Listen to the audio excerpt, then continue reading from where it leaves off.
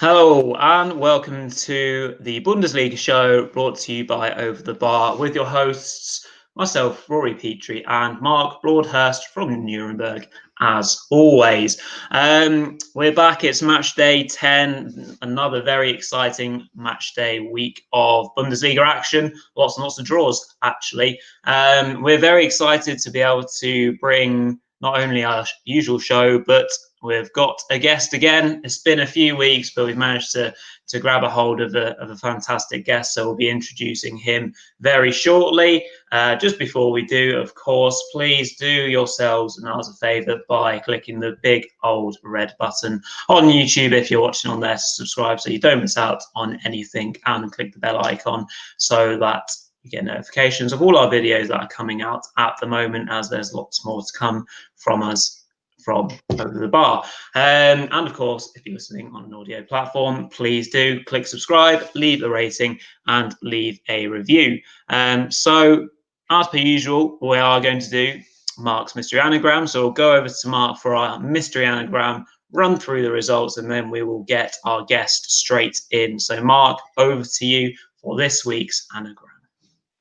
So yeah, let's crack on. Let's make a start with last week's anagram, which we did actually get somebody who got the correct answer, which I'll tell you in just a second. But let's just remember what our anagram was from last week. It was probably my favorite anagram of the show so far. It was a material nozzle GORP. A fantastic series of words there. And let's find out what the correct answer was. The correct answer was indeed, it was the Stuttgart's excellent young Italian-American manager slash head coach, Pellegrino Matarazzo. Another fantastic name. I think my favorite name in the Bundesliga, that one, by far, definitely. And as I said before, we did actually get somebody who got it correct as well, which was absolutely fantastic. Ian Banthorpe. Thank you very much. Well done, Ian. One of our most loyal followers. We really like it when you comment on our page, and it's really good to know that you enjoy the show on a regular basis. Keep in touch with us because we really, really appreciate your input and your regular commentary and feedback on our weekly shows. So thanks a lot, Ian Banthorpe. Yeah. So let's move swiftly on to our latest anagram, which is another interesting word. This time it is. So remember, for those of you who are listening on our podcast, take a pen now as quickly as you can, because I'm going to read it out and spell it out for you as well. So it is RAGLAN, RAGLAN, cost, COST, zoo, ZOO. So remember, all of our anagrams here at OTB Bundesliga Show, they are all related to something to do with the Bundesliga, of course, which is either a manager, a head coach, a player, or a club, all related to the Bundesliga. So remember, guys, keep commenting. The last few weeks, we've got someone who got it correct, which is fantastic. So let's see if we can keep that run going. And remember, guys, if you're playing along on our podcast, which you can access through Spotify, or iTunes, of course, then please get involved as well. It's great to hear from you guys, and we really appreciate your regular interaction with us. So yeah, so that's the end of our current Mark's Mystery Anagram for the week. So let's quickly press on. As you can see at the bottom of your screen now, let's have a look at the results from week 10 of the Bundesliga 2020-2021. So yeah, there was another Friday night game this week, which was indeed the Berlin Derby. I hope you guys checked out our preview for that. Obviously, we did a little talk about the history of the Berlin Derby. So guys, please check that out if you didn't. But this week, it ended in a 3-1 Hertha Berlin win. Quite an eventful game, which we'll talk about in a little bit. Moving on to the Saturday afternoon games, we had a 2-2 draw between Cologne and Wolfsburg. We had a rare Bielefeld win, only the second win of the season, a 2-1 win over relegation rivals Mainz. We also had another draw between Eintracht Frankfurt and Borussia Dortmund, so it's more Points dropped there for Dortmund in a 1-1 draw in that game. Another draw. It was a weekend of draws this weekend, to be honest with you. It was another, but an entertaining draw between Freiburg and Borussia Mönchengladbach, which also ended 2-2. Then we had the game of the weekend, and it didn't disappoint at all. It was a fantastic 3-3 draw between high-flying Bayern Munich and RB Leipzig, a fantastic topsy-turvy match, which we'll discuss in a little bit. Then moving on to the Sunday games, we had another 2 matches on Sunday, which was a 2-1 win for Stuttgart away in Werder Bremen. And then another defeat. It seems like we repeat ourselves every single week. Another shocking home defeat for Schalke. This time a 3-0 home defeat by high-flying Bayer Leverkusen. So yeah, so that just about sums up our results for week 10. Remember, guys, we do have another game to complete the set of fixtures this week, which is Hoffenheim versus Augsburg, which is a Monday night kickoff. So keep your eyes peeled for that one as well. So yeah, so over to Rory now to just introduce our guest for this week. Yes, indeed. So yeah, we haven't had a guest actually for the last couple of weeks, usually to clashes of schedules, but we're very excited to welcome in a second Prince of Bayern Fan TV YouTube channel. So Prince has a YouTube channel dedicated to his team, Bayern Munich. So if you're wanting to check him out, please do search for Bayern Fan TV on YouTube.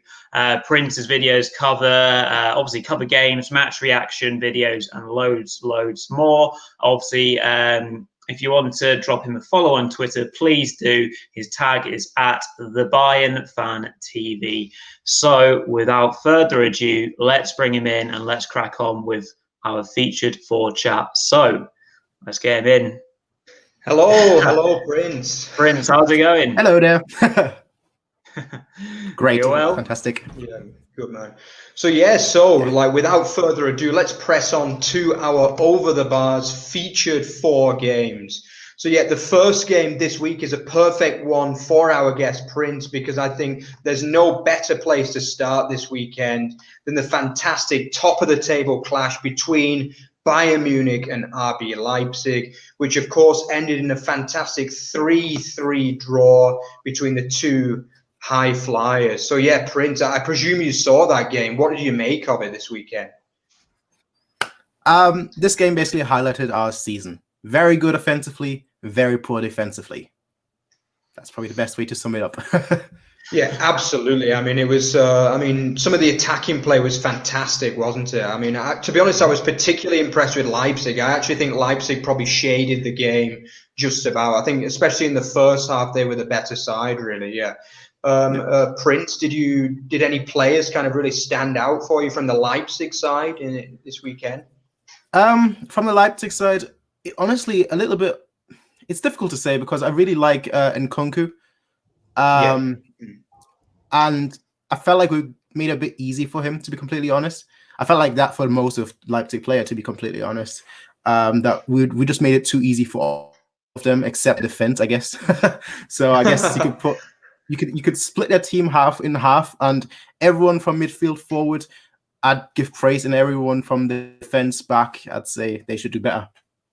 Yeah, it was a crazy game. It was very topsy-turvy. Both teams kind of made their own mini comebacks within the game, of course. So your side, Bayern, managed to get it back from 1-0 down to then 2-1 up, and then RB made their comeback, and then Bayern come back. It was completely topsy-turvy. One man, I think, certainly for me, I'd pick out the praise from the Bayern side of things was Kingsley Coman, who's obviously managed to help himself to a hat-trick of assists, and certainly his form has been really, really impressive in the last couple of weeks, particularly. Prince, have you seen kind of like a resurgence from Coman, would you say, this season?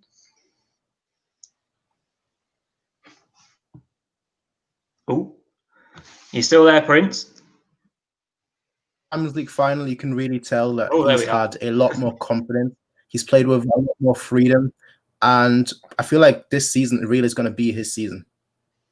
Yeah, Yeah, absolutely. Yeah, I think he's gone from, to be honest, I think before the break, I thought he was more of a peripheral player for Bayern. Really, I mean, he wasn't always in the side. And I think a lot of people feared that when Leroy Sané came in this year, that he kind of maybe get farmed out a little bit and be benched. But I think for me, he's probably been Bayern's player of the season. I mean, aside from obviously Lewandowski, who is just like the Superman, isn't he? I mean, I think I would say he's been probably the second most impressive player this season, really, especially with assists and big goals. Yeah.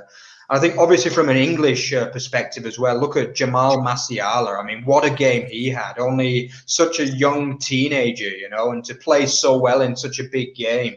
Are you excited about him, Prince? Oh yeah, absolutely. Like very early on in the first game that he played this season against Schalke, I immediately said, "This kid, give it 3 years' time and he'll be our best player." That's my prediction since the beginning of the season. So it's good to see that even in a game as big as the Leipzig game, he's able to impose himself on that game. He's able to really dictate it. And I felt like when he came on, we looked better. Like no offense to Javi Martinez, but I felt like once Jamal Musiala came on, we just looked significantly better. And obviously then he crowned it off with a goal as well. Yeah, it was a great strike, to be fair. Really, really good finish. Looks like he's got an eye for goal. So we've spoken a little bit about the Bayern side going forward. So with regards then to the opposite end of your team, and certainly the excitable keeper, in the fact that Neuer, obviously an absolute club legend, didn't cover himself in glory for the first goal, certainly. And then the rest of the back four or back three, depending on how you look at it. Would you say you're particularly worried? Obviously, we've mentioned the clean sheet thing already. Is it going to cost you in bigger games to come, do you think, Prince?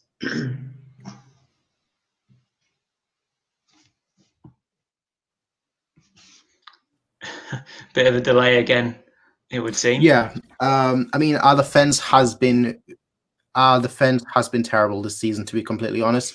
And that really boils down to the fact that, yes, we have a lot of injuries. But in the grand scheme of things, I will also say that we kind of miss Alphonso Davies a little bit. Because, you know, with that high line, you really need these players that can run back and, you know, make that last-ditch tackle or win that ball while going backwards. And Boateng and Sula, they don't really provide that much. But to be completely honest, I think we've kept 2 clean sheets all season. And I feel like that says a lot. That says more than it really should. Yeah. So, yeah, I think obviously Hansi Flick as well came in there, didn't he? And he said like he's a little bit concerned that the defense is a little bit careless and they're giving so many careless mistakes away. Like even in the Champions League, I think in the 2 games against Salzburg, they conceded like how many chances? I mean, it was like, I mean, the games are too open, really. I mean, obviously, you'd always fancy Bayern to outscore teams, but you can't win big trophies playing like that, really, can you? You need to shore up the defense and be sure that you can keep the clean sheets in the big moments and that you can rely on your defense and the goalkeeper to see out wins. You know, like it's a bit of a worry for Bayern, but in my opinion, it's very much a case of complacency. Really, I don't think it's anything major. I think when it comes to the business end of the season, I do think they'll shore up defensively and they'll start to be more focused in these kind of games. But it's at least for the moment, it is a bit of a concern because they're dropping points quite regularly at the minute, and obviously there's a lot of quality in the league that are kind of, I mean, not really fully capitalizing, but I mean, they're well on Bayern's tails at the minute. So like Leverkusen and Leipzig and Dortmund have not made the best of starts, but still, you know. Yeah, and just one other question I'd like to ask you, Prince, as well. What made you decide to start following Bayern? Like, was there any particular moment or player that made it? Well, I was born in Munich, so ultimately I gravitated towards Bayern right away. Yeah. Okay. Grew up with Lacan, and the rest is history, as they say. Yeah. Good. Yeah. Yeah. Okay. So let's move swiftly on now, and let's have a little look at the next feature game, which was another really big game, which was relatively entertaining as well, which was Hertha Berlin 3, Union Berlin 3. I think this was very much a game of 2 halves from the way I saw it. Prince, would you agree with that?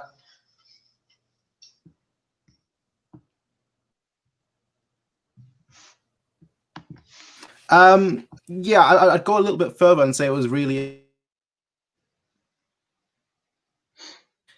they really didn't push their advantage, Hertha Berlin. They really didn't push their advantage until I feel like the 60th minute, until the goal went in. And that's when I felt like, yeah, you know what? Now they've come to play.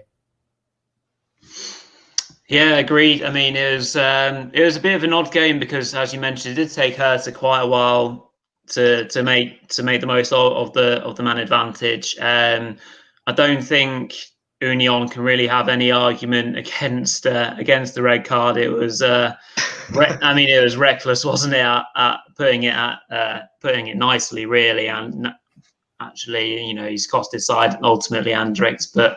Yeah, it was actually a substitute that really kind of turned the game in favour of Hertha, and that was in the shape of Piatek.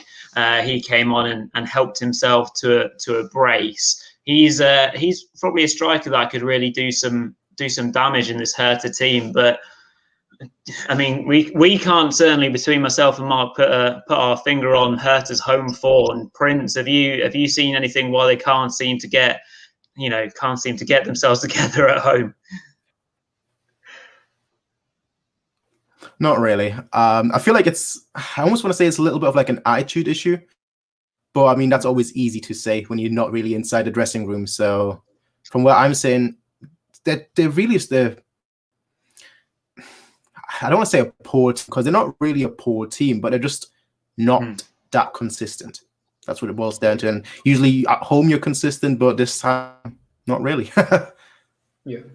Yeah, I mean, obviously we saw the game when they played in Munich as well. I mean, they were brilliant that day. I remember the 4-3 win for Bayern, but it's just like in the Olympiastadion, they just don't seem to play well. And I think the same can be said for this game. I mean, for the first 25 minutes, Union were well on top. Obviously, they had the 1-goal lead, and it was a horror challenge, really. And I mean, we'll talk about ANDREICH a little bit later, but I mean, it's really cost his team there, hasn't it? I mean, we've talked a lot about the Berlin derby, myself and Rory, and how tight it is. I mean, it's quite a new derby, really, obviously, because of the history of the two clubs. But I mean, this is a horror show, really, from the Berlin midfielder, the Union midfielder. Yeah, it's yeah. But I mean, it was. Do you think we can see a bit more from Union as well, Prince? Do you think Union can continue this push in the top half, or do you think they're overachieving at the minute?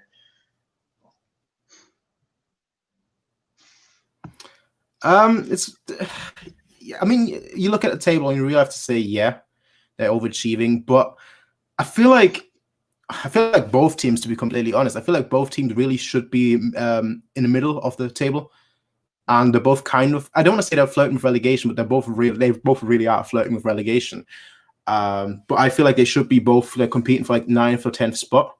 Yeah, but that's not happening. Yeah. Fair enough, yeah. So let's swiftly move on to the next featured game, which was another relatively entertaining game between FC Koln and Wolfsburg. Yeah, I mean, obviously, Cologne twice ahead in this game. Obviously, building on that fantastic result that they had in Dortmund last week. But I guess from where I'm standing, they'll be pretty happy with a point, really, there against unbeaten Wolfsburg. I mean, they've taken it now to 10 games unbeaten to start the season. Obviously, only 4 of them have been wins, but still, it's pretty impressive form, really. Prince, do you think who'll be the happier with this draw, do you think? Will it be Cologne or Wolfsburg?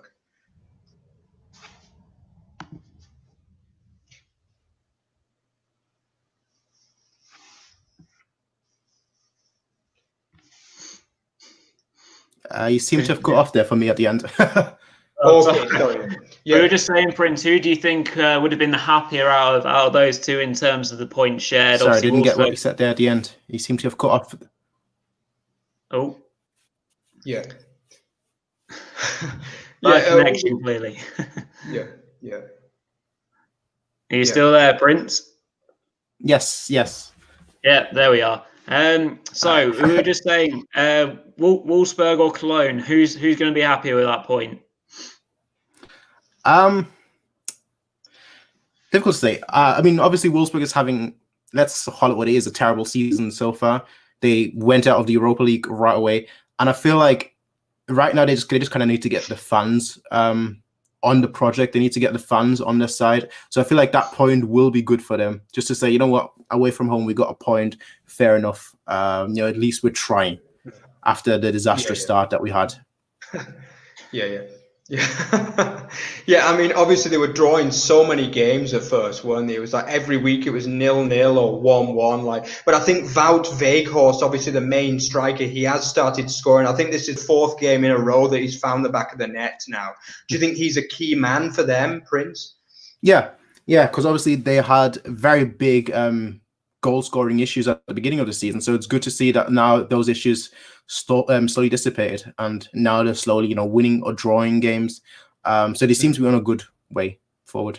Yeah, they certainly seem to me to be comfortable challengers for a European spot. Obviously, as we've mentioned and alluded to in the show in previous weeks, the very fact that they're not actually involved in Europe this season is probably a bit of a blessing for them. They can go full whack into the Bundesliga, and with players now starting to hit form, like we've mentioned, Weghorst, and of course Maximilian Arnold with a very typical free kick of his nestling into the back of the net. So they're certainly key players that are going to be important as they push for top 4, maybe not top 6 more likely. Prince, you say top 6 is probably more achievable than, say, a Champions League place?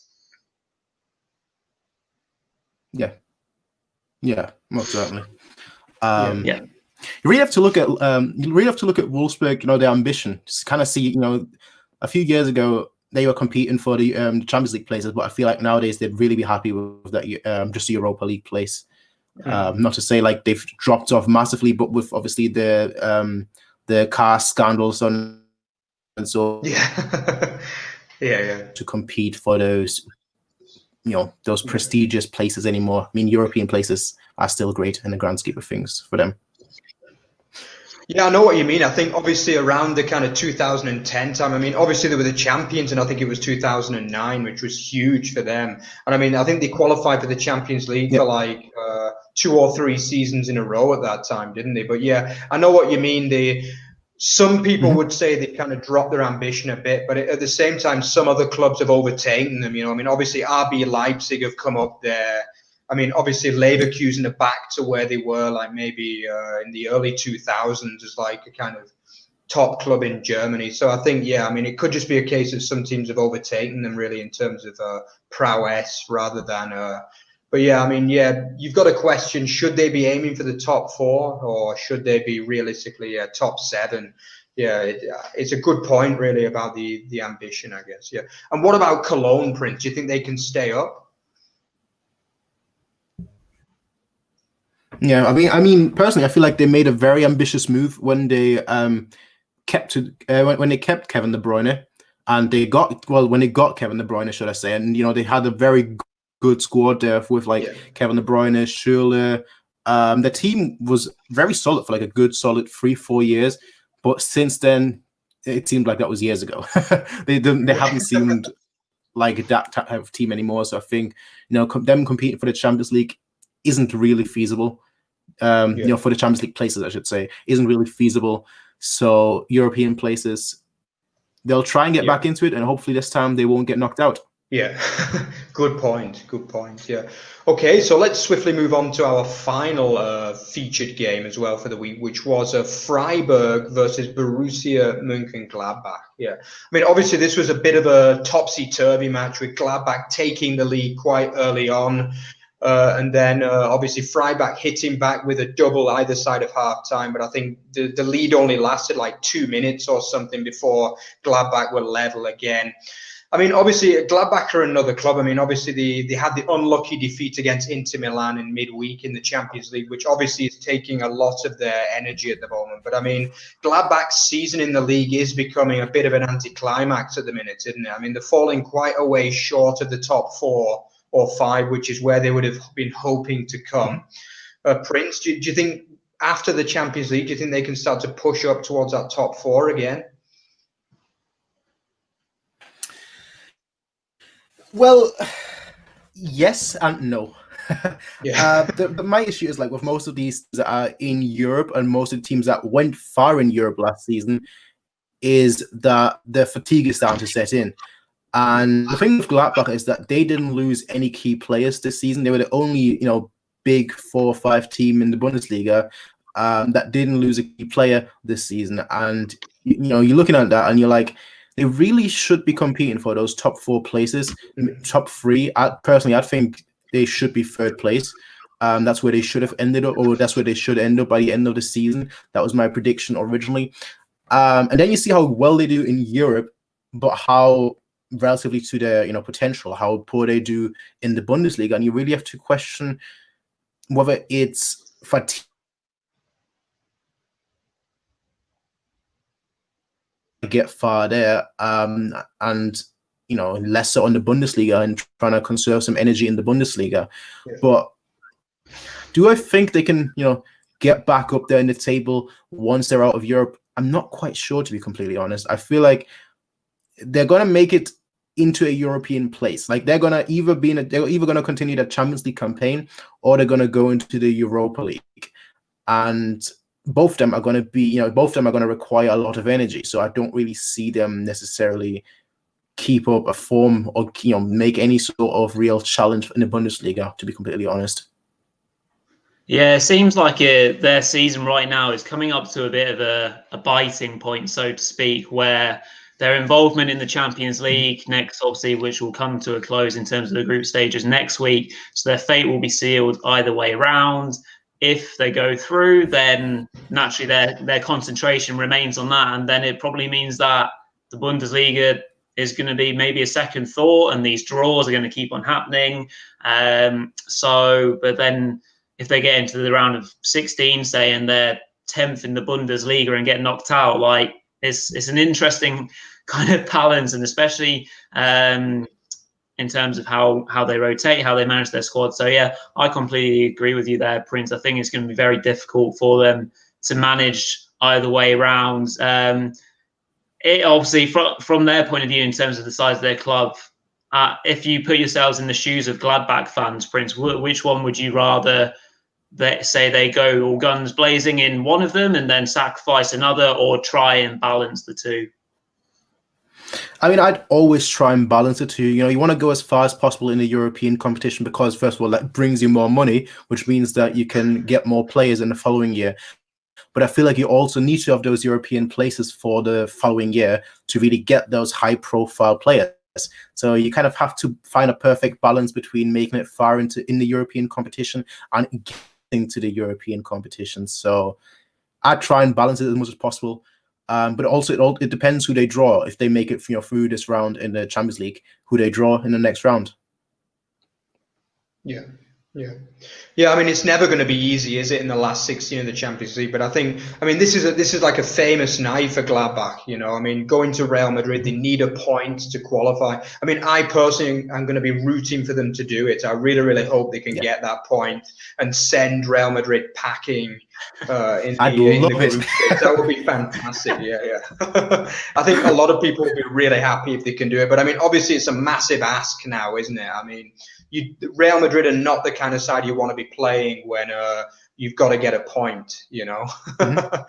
Yeah. I mean, this is not a vintage Real side by any means, but they've still got that mentality, haven't they? So, yeah, I think it's going to come down to that. I mean, I really hope they can do it, but I mean, either way, they've got to improve the league form, haven't they? Because it's not really been good enough this last 4 or 5 weeks, really. Yeah. Mm-hmm. Okay, so I think that's the end of our Over the Bars featured 4. So thank you very much, Prince, for joining us. We really enjoyed your insight there into the 4 featured games. Yeah. And thank you very much for having me. Back on again sometime soon. Absolutely. Just before you go, Prince, I just want to ask you a couple of questions. Yep. So the first one being, very quick one. Are you a confident Bayern fan that you're going to win the league title this season again?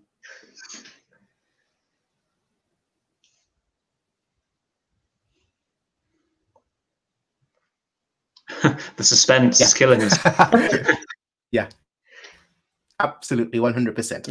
Yeah, you're confident. Yeah. Well, and then second question. Then obviously you're very confident that you're sadly going to win it.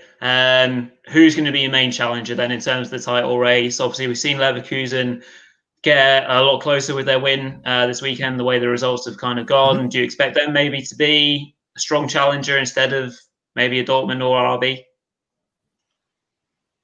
No, for me, the main competitor, the main rival for the Bundesliga has always been Leipzig. Dortmund just have a mentality block, and I feel like Leipzig, because of their situation where they're the hated team in Germany, they are kind of used to having that pressure on them. So I feel like they're used to dealing with pressure, and they're going to be used to dealing with the pressure of either being first and trying to stay first, or being second and trying to become first. So Leipzig for me is the big challenger. Brilliant. Well, as we've said, it's been an absolute pleasure to have you on, Prince. So thanks very much for your time this evening. Hopefully we'll get you on next time. Hopefully we'll have a bit more of a strong internet connection as well. But just before we let Prince go, obviously a reminder to everyone that is watching, please do check out his YouTube channel. Obviously just go onto YouTube and search Bayern Fan TV, and you'll come across all of his content for all of his various features, match reaction, watch-alongs, you name it, he's got it. And please do, of course, follow Prince on Twitter, and his user tag is it is at the Bayern Fan TV. So please go on to Twitter and give him a follow as well. So Prince, thanks again very much for your time. Thank you, and we'll catch you sometime very soon. Have a nice evening. Thanks a lot, Prince. All the best. Bye-bye. Cheers, mate. Yeah. Okay, so me and Rory are just going to talk you through the other 4 games this weekend as well that weren't in our feature 4, but it doesn't mean some of them weren't entertaining. So let's start with the Saturday afternoon clash between Arminia Bielefeld and Mainz, which of course ended up in a 2-1 Bielefeld win. I mean, this was a massive... They don't get much bigger than this kind of game. You know, these are the kind of games I love in any top flight, these kind of 6-pointers. And Bielefeld won it, you would say, pretty comfortably, really. I mean, obviously, Mainz pulled a goal back quite near the end, but before that, it was relatively comfortable, Rory. Yeah, it was one of those where, obviously, it's a home game. It's usually the home team that you kind of see win these kind of close 6-pointer relegation battles.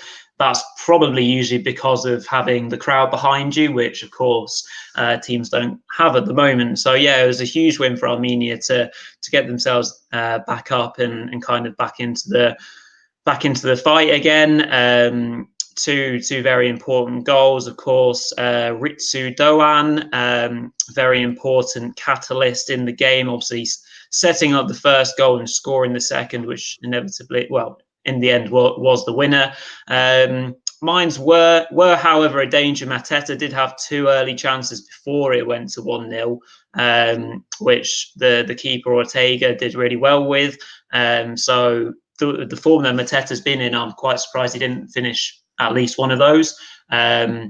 Mainz do always seem to be a threat going forwards at the moment, as we've mentioned, with the likes of Mateta and Botius. They look like they can score goals, but ultimately it's at the other end. And so, yeah, very important win for Arminia in a 6-pointer in a big game like that. So they'll be thrilled. Mainz less so, but just keeps things very entertaining for us in terms of how the relegation race is going to pan out.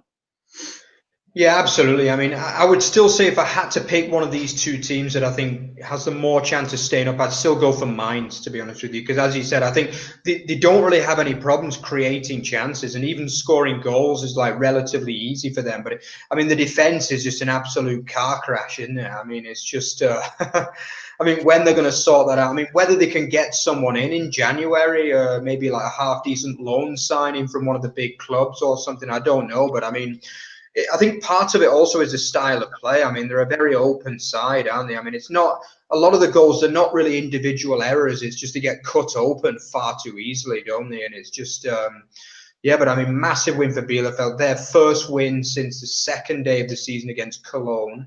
So, yeah, I mean, it's been 8 games in the coming, and they'd actually lost the previous 7 as well. So, I mean, it is a massive victory for them. And I'm very happy they managed to come out on the right side of one of these tight games this time. Indeed. Okay, so let's move on to another Saturday afternoon game, which was more drop points for Dortmund, wasn't it? I mean, again, it wasn't a great performance again from Dortmund, but I mean, an excellent goal from Reina equalised. The excellent Daichi Kamada. I mean, we mentioned him last week. He's turning into one of the stars of the season, isn't he? He's just a real live wire, that young man, and he's just. I really like watching him play, to be honest, and the passion that he shows too. Whenever he scores a goal, it's amazing to see, isn't it, Rory? Yeah, he's been playing really, really well of late. I think this was a game that was always going to be a tricky one for Dortmund. I think, if I remember correctly, I predicted it to be a draw, which obviously it was.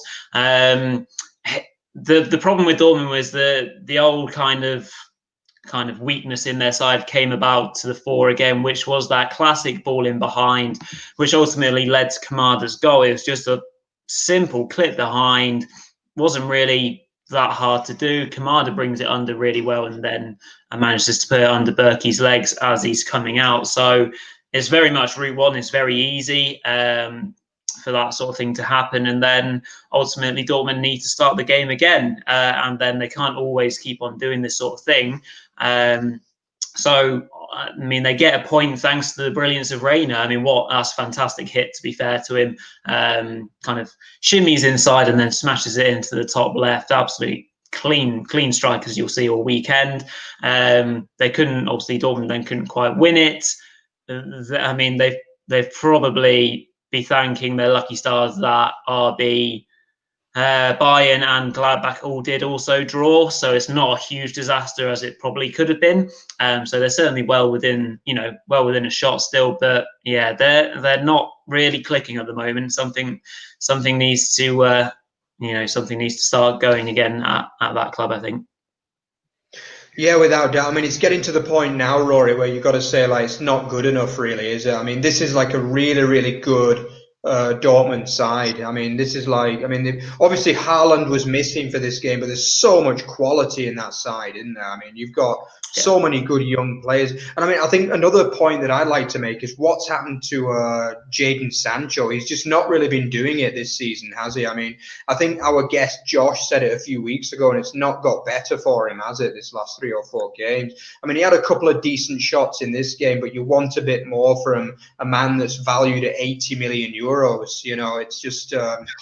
I mean, yeah, Rory, I bet you're starting to be a little bit happy that United missed out on him, given the fortunes of the two clubs at the minute. Well, I mean, happy, maybe not so much, but it's interesting to see that he's struggling. Obviously, you probably put a lot of that onto this transfer saga. Probably a lot of it is to do with the way that Man United do their business, which at the moment in the last few years is pretty poor. There probably would have been a certain amount of promises that were given to his agent, and then which probably would have been communicated to Sancho himself. So I fully expect that the player himself expected to be a Man U player this season. Certainly very early on, it was looking more likely, and as the summer transfer window went on and on and on, it's obviously not happened, as Man United haven't paid up the fee that Dortmund ultimately weren't ever going to move on. So I think his best football's come in the Champions League, really, interestingly, which is obviously in theory another step up in terms of quality. But then again, he's not quite there at the moment. I'm sure it will come. But again, I mean, I don't expect United to make a huge move for him in January. I don't expect anyone to make a move for him in January, really, because financial restraints are probably still going to be fairly high with most teams, and then it'll probably be a bidding war in the summer, one of which I expect Man United to probably lose. But yeah, I'm sure Sancho will come good again. He's still an incredibly young lad, and to have a huge amount of pressure on his shoulders, especially when Haaland isn't playing. There's more of the focus on him to produce assists and goals. But yeah, I have full confidence that Sancho will come good, and I'm sure Dortmund will in time as well. Yeah, absolutely. I mean, obviously for Frankfurt as well, it's another draw for them. They've become, there's a few teams in the league this year that are really drawing a lot of football matches, aren't they? And I mean, Frankfurt are one of them. It's just, I mean, the performance level has been relatively good as well in most games, but it's just, I think we mentioned it last week as well. They've just not, like, they went 3-2 up at Union, and this week 1-0 up as well. And I think they missed a good chance as well at 1-0, which would have made it 2-0. But I mean, obviously, I think the last 30 or 40 minutes, I mean, Dortmund dominated really, didn't they? Which you'd expect. But I mean, yeah, it's just about turning those draws into some wins, I guess. But nothing really. You probably have said they were a mid-table side at the start of the season, and that's probably where they'll finish in reality. So, yeah. Okay, so let's move on to the Sunday games now. And I think both myself and Rory will be quite happy to see that Stuttgart got their first win in a little while. 2-1 away in Werder Bremen, so it's a good win for the newly promoted side. Obviously, Fundu, who's been fantastic this season on the wing for the club, providing pace and quality, got the double. Obviously, a penalty, one of the goals, and then 2 of the goals in this game came in injury time. So, yeah, I mean, it probably wasn't a classic. And to be honest, one of the things I would say about Stuttgart there is I don't think it was Stuttgart's best performance of the season as well. I really don't. I think they played a lot better and lost in some games and definitely drawn a lot of games. But, I mean, it just proves that football's a crazy game, isn't it, Rory? I mean, you don't always play it that well, but you can get wins. Indeed, yeah, I completely agree. Actually, it definitely wasn't one of their best performances, and I think it was just one that they just needed to get over the line in. It's certainly one that will actually give them a lot of confidence in the fact that they didn't play their best game potentially, but they've obviously managed to get over the line. They obviously never seem to be short of goals, and they've got a couple in this game and managed to stay a lot more strong at the back. So yeah, that's a great win for Stuttgart. They're now a lot closer to those European places, and that's looking really exciting for them as a club with this young squad. I think they're doing a fantastic job. Werder, again, yeah, it wasn't a classic by any stretch. I don't think they held themselves out either in terms of how they played. Not a massive disaster, but yeah, I'm sure they'd be pretty disappointed with that as a home game against Stuttgart, newly promoted team. You'd want to be winning those games. Yeah, I mean, obviously Werder as well now, they are starting to slip down that table a little bit. I mean, I think early season they were slowly going along nicely, but it's been a good while since they won a game now, really, hasn't it? I mean, obviously they had that brilliant performance at Bayern, I think 3 weeks ago. And they probably should have won that game, but they didn't. But since then, it's been a couple of not so good performances. Now they're down to 12th with only 11 points from 10 games, which all of a sudden you're thinking, another couple of defeats in a row, and they could end up right down there in the kind of relegation dogfight. I just think they need a nice fixture against a struggling side to get back on track, Werder, really. I don't think they'll be in a relegation trouble, but I think 11th, 12th is probably where they'll finish, roughly, I would imagine, this year, Werder. Rory, do you think Werder have got much to look forward to, or do you think it's just about stability this season, really? Yeah, I think naturally after last season's debacle, they'll certainly just want a season where they don't have to worry too much about that kind of battle below them. Certainly, there's we've mentioned five or so teams that are kind of in the mix at the moment. Werder aren't a team that we've mentioned in terms of that relegation race. I don't expect them to be dragged in unless their form really badly dips. Usually, the problem is with Werder if Bittencourt doesn't turn up, then generally speaking, they're quite poor. A lot of their football obviously goes through him. So that's certainly an issue, I think, and they'll want to kind of spread out the kind of goals and assists a little bit more so that they're not too dependent. But yeah, not a massive disaster, but they'll want to turn it around quite soon.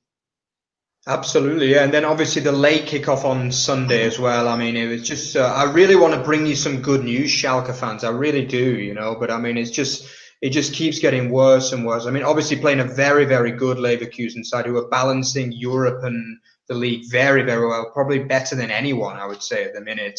And yeah, I mean, it was another very, very easy 3-0 win. Stroll in the park on a Sunday. I mean, obviously, aside from the penalty miss at 2-0, Schalke really were outplayed. I mean, Leverkusen created bags of chances in that game, and it was very, very comfortable again, wasn't it, Rory? It was indeed, yeah. Leverkusen look like they're doing really well in terms of how they are balancing out the European kind of part of it. I think it's certainly a bit of credit towards Leon Bailey. I think he started the season relatively quietly, but he's starting to come into his own as well. And obviously players around him are really hitting form as well. His 2 deliveries from set pieces, led to 2 goals, the own goal and then the Baumgartlinger header. So, and that again is kind of an Achilles heel for Schalke already as it is. But when you've got someone whipping into that quality, that's obviously going to make it even harder. Obviously, good to see Patrick Schick managed to get himself one as well. So that again is, if he and Ilario can both, really start to hammer home the goals, then Leverkusen will be looking really exciting going forward. And obviously, they were only playing struggling Schalke this weekend, but clean sheets are things that really build confidence within the side. So they'll be really happy with that as well. Going from strength to strength, looking fantastically good for Leverkusen. Title challenge and European challenge on both fronts, looking very exciting. From a Schalke point of view, oh yeah, it's not looking good, is it? At the moment, we are struggling to try and find some positives from week to week. With Schalke, we just have to kind of take it on a weekly basis and kind of dissect it as and when. Unfortunately, we can't really take much from this week. It's just going to be one of those where they have to reset and try and go again next week. Yeah, I mean, it's getting to the point now with Schalke. I mean, I know a few people who support Schalke over here in Germany, and I mean, it's getting to the point, like a lot of the Schalke fans, they actually feel as though, yes, the club obviously has financial problems, which have been well documented. But I mean, a lot of the fans still believe that the team is good enough to finish like in kind of mid-table. But I'm not quite sure that I share their optimism, to be honest with you. I think they've got where are the goals really coming from in that side? It's just, I think Mark Uth is a decent player, to be fair. But I mean, he's not getting he's not like a 15 goal a season man, is he? Let's be honest. It's just, and then even if you look at that attack, I mean, Rahman is a decent player, but aside from that, I mean, it's just not, I don't know. I'm really starting to worry big time for them, to be honest. And I think early season, we were thinking, yeah, it's just about getting that win, isn't it? And then they'll probably just about scrape to like lower mid-table or something. But at the minute, it's just, the win's just not coming, is it? I mean, it's just obviously a couple of those lower teams picking up points as well this weekend. Obviously, Bielefeld getting the win. I mean, admittedly, yes, it was against a relegation rival, but I mean, for me, these 3 games, there are 3 games left before the winter break now, and for me, these are I can't even say how big they are for Schalke. They've got Augsburg away, and then they've got Freiburg and Bielefeld at home. I mean, they are massive. Yeah. Realistically, you're looking at 2 wins. They need 2 wins from those games for me. There's no question about it. I mean, obviously, Augsburg are a decent home side, but still, Schalke should be able to compete with them and at least get, they should have a chance of getting a win anyway. So, but I mean, if they lose or even a draw in that game, then it puts massive pressure on that back-to-back doubleheader home games before the winter break, doesn't it? I mean, wow, that's massive, absolutely massive. Yeah. Rory, just one last question before we finish, before we go to the predictions. If you had to predict now, will Schalke stay up, yes or no?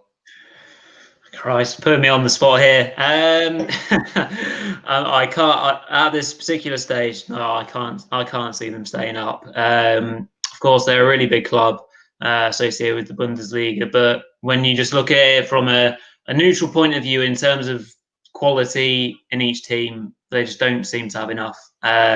So for me, they're already done. Yeah. Wow. Bold statement. But yeah, I'd agree. I also don't see them staying up. I just don't see anything in them, really, to be honest.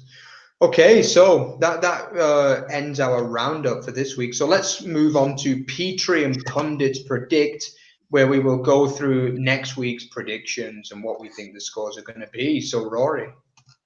Yeah, let's do it. So naturally, as we've been keeping you on top of the scores on the scorers on the board rather, as in terms of how me and Mark have been getting on. I think it was 4-2 last time we checked, in terms of myself leading 4-2. However, as there is a game on Monday, we do not know who has won this week. So, of course, we will let you know next week how the standings are when we come around to it. I think it's fairly close this week, actually, to be fair. But we'll just quickly go on to next week's predictions. So, starting off with another Friday night game, we've got Wolfsburg hosting Eintracht Frankfurt. For me, that's going to be a 2-1 home win for Wolfsburg. Mark, your thoughts on this one? Yeah, actually, I also went for a 2-1. Yeah, I just think Wolfsburg have got a little bit more quality than Frankfurt overall, but it could easily be a draw as well. Yeah. Agreed. And then moving on to our Saturday afternoon games, we have RB Leipzig hosting Werder Bremen. And for me, that'll be a fairly comfortable 2-0 win for the home side. Obviously, they are going to be having a huge game with my team, Man United, during the week. So that might take a lot out of them, but I still expect them to just about have enough against Werder. Yeah, I mean, that really is a massive one, isn't it, Rory, for both clubs? I mean, both clubs will expect to be in the last 16 of the Champions League. I would go for a 2-1 win, though, here for Leipzig. I just think, at home, they're a lot more consistent these days. Yeah, and then moving on to another team that faces a crunch match in Europe this week, which is Borussia Mönchengladbach. They host Hertha Berlin, who seem to travel a lot better than they do, generally speaking, at home. So I'm saying a 2-2 draw after potentially what could be a good or a very bad week for Mönchengladbach. Yeah, for me, this was probably the hardest game of the weekend to predict because this literally could go either way. It could be 3-0 to either team or a draw easily, this one. But I've actually gone for a 2-1 Gladbach win. I just think like the dual win. But it's a very tenuous one, this one. And then moving on to Borussia Dortmund, who will be hosting VfB Stuttgart. I think that Dortmund, generally speaking, do play a lot better at home, and I think they'll just have enough and will win 3-1. Yeah, I'm really looking forward to this game. This is my game of the weekend, this coming weekend. I'm going to go for a 3-2 for Dortmund, a late winner, I think, there. Very good. And then two clubs that have been struggling somewhat, but have also picked up a very important point over the weekend are Freiburg hosting Arminia Bielefeld, which I think will be a 1-1 draw. Yeah, I've also gone for a 1-1 there. Yeah. Very good. And then moving on to the last afternoon game, which will be between two teams that again are struggling. So a couple of crunch matches at the bottom end of the table next weekend, which will be Mainz hosting Koln. I think it will be the home side will bounce back from disappointment this weekend and will win 2-1. Actually, I've gone for also 2-1 there to Mainz. Yeah, I just think they've got a little bit more quality, that's all. Yeah, and then we've got a Saturday evening game between Union Berlin and Bayern Munich. Union will want to bounce back from their disappointment in the Berlin derby, but I think Bayern will just do them 2-1. Yeah, I've gone for 3-1 here to Bayern, but again, it's not an easy game for Bayern, this. Yeah, of course. And then on to our two Sunday games. We have FC Augsburg hosting struggling Schalke. Again, I'd love to predict a more positive outcome for Schalke, but I'm saying 2-1 to Augsburg. I've actually gone 1-1 here because I just think Schalke, they've simply got to avoid defeat in this game, haven't they? Yeah. And then the final game of the weekend will be between Bayer Leverkusen and Hoffenheim. So that I think that will be quite a good game as well, actually, but I'm predicting a 3-1 home win. Yeah, I've gone for a 2-0 win. I just think Leverkusen are managing the Europa League a lot better than Hoffenheim at the minute. The league UEFA kind of combination. Yeah. Good stuff. So that brings a close to Petre and Pundits Predict. And so usually we would move on to the last part of the show, which would be Bundesliga Fakten mit Rory, which would be our kind of Bundesliga Fact of the Week kind of section. But we're dropping it. It's gone. We're bringing in some new content for you guys. So from this week forth, we're going to be doing a very quick section on the hero and zero of the week of the Bundesliga instead. So we'll just start off. I'll do the zero of the week, and then Mark will announce the hero of the week. So I think it is a pretty clear-cut one, the zero of the week. For me, it was Robert Andrich of Union Berlin. His karate kick in the Berlin derby to get himself sent off with his team winning ultimately was the massive difference between the sides, as Hertha then went on to win 3-1 in the derby. So yeah, Robert Andrich, you are the zero of the week this week. If you disagree, please comment below who do you think maybe was someone who did even worse. But for me, that is a pretty clear-cut one this week. Mark, who was our hero of the week this week? Yeah, it was a shocker, that one, wasn't it, Rory? Absolutely. Yeah. And let's move on to our hero of the week, who, I mean, it might surprise a few people who would probably have gone for Thomas Muller ahead of this guy. But for me, the man of the match overall was Kingsley Coman.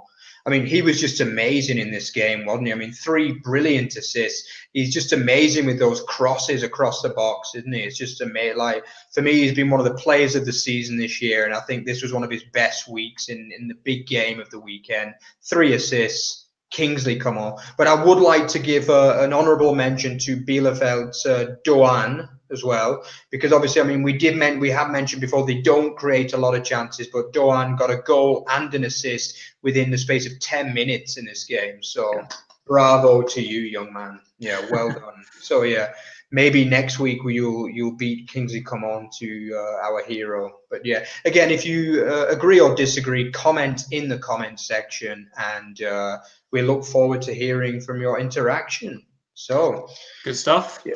So yeah, that brings an end to Hero and Zero of the week, and indeed the show. Again, our thanks to Prince for coming on. He was absolutely fantastic. Like we said, hopefully we'll get him on soon, and with some better internet connections as well. It's the modern day, of course, relying on things like Zoom and all these different things to kind of do our shows. But anyhow, another very enjoyable Bundesliga weekend of action. Lots of goals, lots of draws, and talking points. We, of course, will be back next week as always. And, of course, please do keep an eye out for all the rest of our content. If you want to know more about the Berlin Derby, check out that video. Of course, I was looking at Friday's game and the history of it. And, of course, our European edition, match days 4 to 6, will, of course, be coming out quite soon, as well as the Europa League and the Champions League for our Bundesliga teams comes to a close. So over to Mark for the closing of the show. Absolutely, yeah. So it's been another great show with another great guest. So let's just sum up. So remember, guys, if you want to check out any more of our content, please be sure to check out our Twitter feed at Over the Bar FB. We got tons of stuff on there on just about everything football related. In addition, if you want to check out the website as well, please check that out at otbfootball.net. That's our main piece. You can get links to all of our YouTube channels, our YouTube shows as well, which of course is the Bundesliga show and the League One show, which you should also check out. But yeah, other than that, it's been another great show, and we hope to hear from your interaction on our Facebook, on our Twitter and YouTube pages. So thanks a lot, guys, and it's bye from me. See you later. Cheers all.